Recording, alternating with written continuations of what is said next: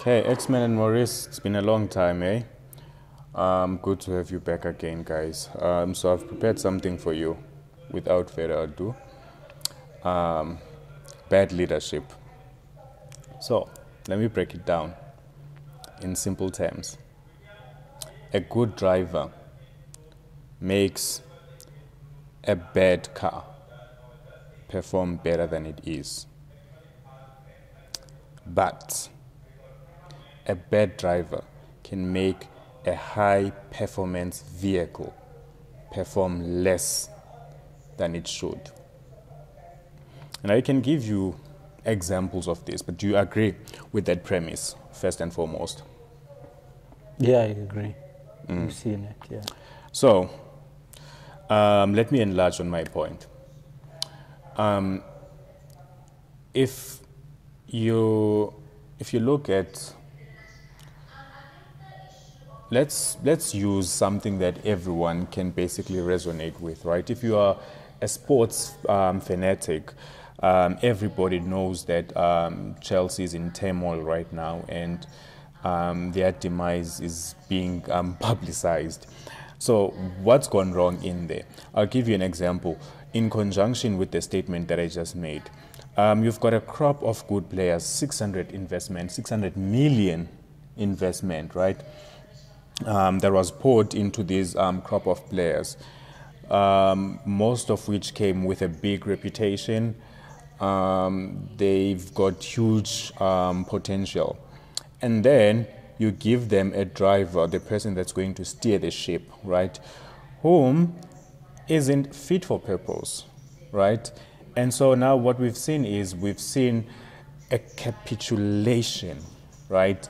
And everything is almost in question right now. So we're basically asking ourselves, what has gone wrong? And this is quite simple in my opinion. It's the driver.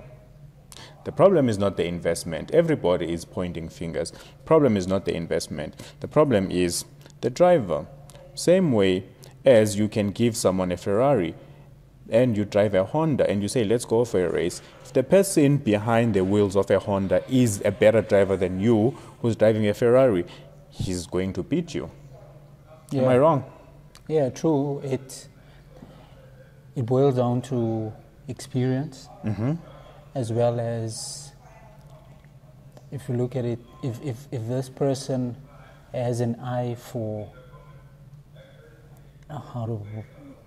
if the person has an eye for how to avoid certain things, and I'll speak about a driver. You know, you can be a good driver with a slow car, but if you know how to take a corner a certain way, or at what speed you need to go, you know, on the road, you know, definitely that's where experience comes in. 100%. And coming to your point with the driver in a soccer match, you know, especially Chelsea. Yes. It's about someone, yes, he has experience, but he might not have experience to lead this particular team. Yeah, this crop of players, yes. Yeah. Yes. This particular team to victory. Yeah. And you've seen that with other soccer teams as well. Yes. Man United as well.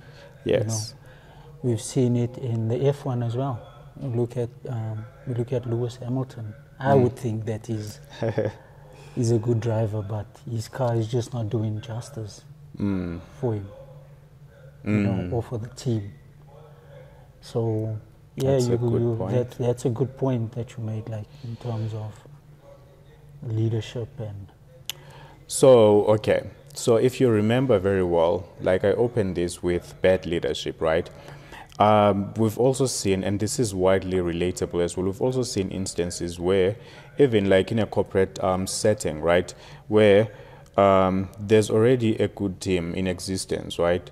Then in come a manager that changes the dynamic completely, and when this team was basically doing magic and this team is no longer doing that magic and they're no longer performing to their optimum level because of this bad leadership.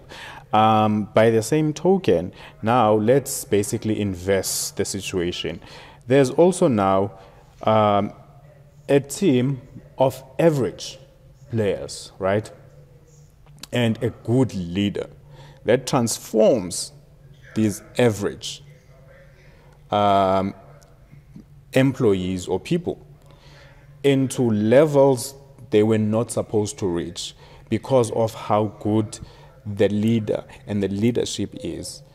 So this can work both ways. So we're not just looking at it from one viewpoint or from one perspective. So it's also possible that a good leader, a good driver now taking that bad car again, right? Saying that, oh, well, it doesn't matter. Give me anyone. I'll lead them to the promised land. Yeah, it boils down to the vision that this person would have. If the vision is clear for everyone, and also the determination and how hungry you are, to succeed. Because in order for you to have that vision, you need to bring people on board. 100%. You to have the same vision. But if the vision is very blurry for some people, you're definitely going to find yourself, there's going to be setbacks. A very good point. It also boils down to, boils down to if you have a team, a high performance team itself, and you as a manager, you're not a high performance manager. Yeah, PSG. So how do you then tell this team? Yes. When you are lagging behind the team. So, or how do you build yourself to the levels of the team as well? True. Yeah. Messi, Neymar, Mbappe in one team with, I don't know the coach. But anyways, yeah, I think you've basically concluded very well, X-Men. Let's leave it at that for now.